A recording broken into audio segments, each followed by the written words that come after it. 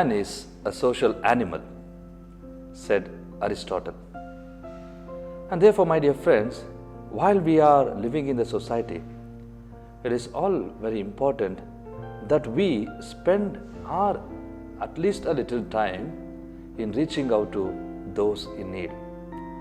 Therefore, I shall share with you another value that I have titled as Respect All and Renew All, the power of giving back. We could also call this as the spirituality of responsible service. Service is the yardstick for the journey of spirituality. Don Bosco called on his boys to become upright citizens and good, God-fearing people. Let us look at some of the characteristics of an upright citizen.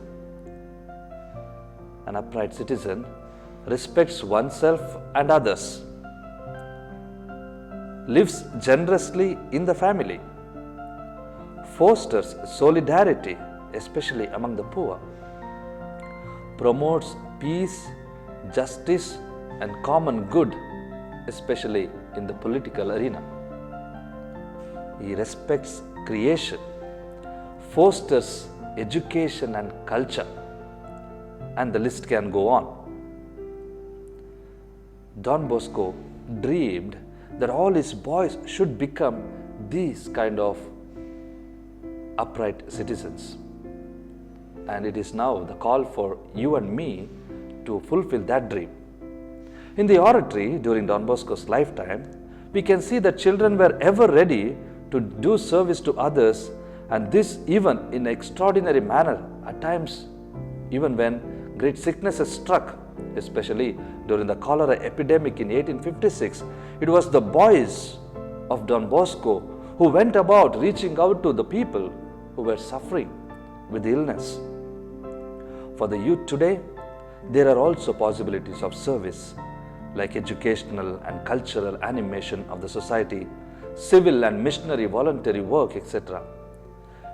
Many youngsters like you are rich in spiritual resources, and you can come forward generously to give themselves to others. Seeing the problems lived by their companions or an experience of service of some field makes the young ask himself, what social field shall I enter so as to express my love for life and the Lord of life? And whether in the family life or religious life, they live out their own existence as a vocation.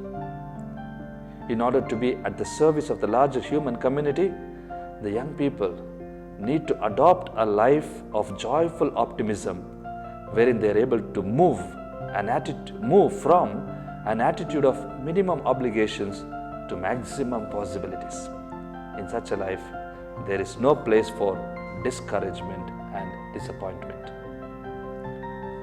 Be careful, young people, that you don't postpone the burden and blessing of fruitfulness in your life because of this very simple excuse, I am only a youth. What can I do? Remember what God said to Jeremiah. Do not say I am only a youth, for to all to whom I send you, you shall go. There are some younger than you that you can lead, and there are some older than you whom you can serve.